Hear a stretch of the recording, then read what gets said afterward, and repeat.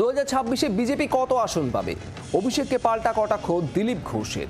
উনি বলেছিলেন অর্জুন সিংকে ব্যারাকপুরে 2 লক্ষ ভোটে হারাবো, না হলে রাজনীতি ছেড়ে দেব।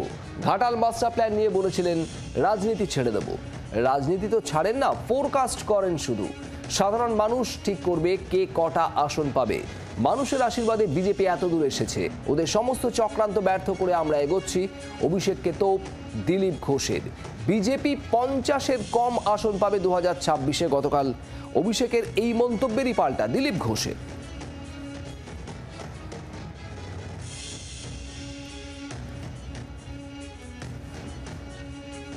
শোনাবো আপনাদের দিলীপ ঘোষ কি বলেছেন। উনি তো অনেক কিছু বলেছেন। যখন প্রথমবারে অর্জুন সিং আমাদের পার্টিতে এসেছিলেন, উনি ব্যারাকপুরে গিয়ে বলেছিলেন যে অর্জুন সিংকে 2 লাখ ভোটে হারাবো, না হলে রাজনীতি ছেড়ে দেবো। তো 19 সালের কথা, সেসব লোকেরা দেখেছে। ঘাটাল মাস্টার প্ল্যানেও ওনারা অনেক কিছু ডায়লগ দিয়েছিলেন, করে দেবো না হলে রাজনীতি ছেড়ে দেবো। রাজনীতি ছাড়েন না, ভবিষ্যৎবাণী করেন, আর অনেকেই এটা করেন। কি হবে না হবে এটা বিজেপির লোকেরা লড়াই করবে, আর সাধারণ মানুষ ঠিক করবে। সাধারণ মানুষের আশীর্বাদে ভারতীয় জনতা পার্টি এত দূরে এসছে। ওনাদের সমস্ত চক্রান্ত বিরোধিতাকে ব্যর্থ করে দিয়ে আমরা এগোচ্ছি।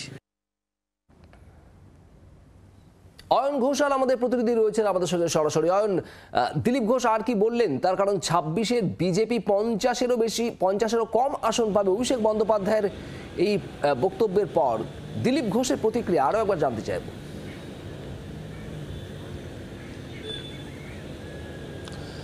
শুধু পদমর্যাদার নিরিখে এই মুহূর্তে বিজেপিতে দিলীপ ঘোষের অবস্থান যাই হোক না কেন, রাজনৈতিক বিশ্লেষকরা মনে করেন যে পশ্চিমবঙ্গে বিজেপির যে উত্থান, এই উত্থানের সিংহভাগ credit goes to Dilip Ghosh. তার নিজস্ব ক্যারিশমাতে তিনি পশ্চিমবঙ্গে বিজেপিকে টেনে তুলেছেন। তিনি বিধায়কের সংখ্যা 77 পর্যন্ত তুলেছেন, তিনি সাংসদের সংখ্যা 18 পর্যন্ত তুলেছেন। অতএব দিলীপ ঘোষ অনেক বেশি গ্রাউন্ড জিরো রাজনীতি অন্তত এক সময় করতেন, এবং পশ্চিমবঙ্গের জেলায় জেলায় বিজেপির এই মুহূর্তে যে সাংগঠনিক পরিকাঠামো তার ঠিক কোন জায়গায় দাঁড়িয়ে রয়েছে সেটা এখনো পর্যন্ত দিলীপ ঘোষ অনেকটাই জানেন। এই অবস্থায় অভিষেক বন্দ্যোপাধ্যায়ের গতকালের মন্তব্যের পরিপ্রেক্ষিতে তিনি তার চিরাচরিত ঢঙে একদিকে যেমন তির্যক কটাক্ষ ফিরিয়ে দিয়েছেন, তেমনি পাশাপাশি তিনি এটাও কিন্তু ঘনিষ্ঠ মহলে দাবি করছেন যে যতটা সহজে 26-এ বিজেপিকে ওয়াকওভার দেওয়ার মতো বাধ্য করা যাবে, পরিস্থিতি তৈরি করা যাবে, বা বিজেপিকে কার্যত পেরে ফেলা যাবে, অতটা সহজ পরিস্থিতি কিন্তু এই মুহূর্তে পশ্চিমবঙ্গে নেই।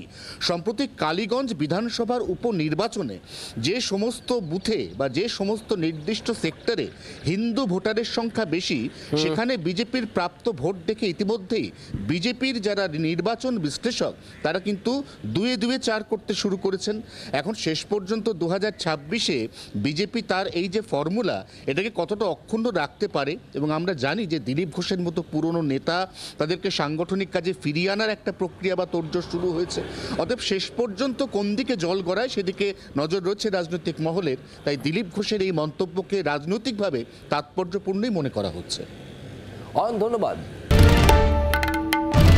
বাংলার আওয়াজ, বাঙালির আবেগ, জি 24 ঘন্টা।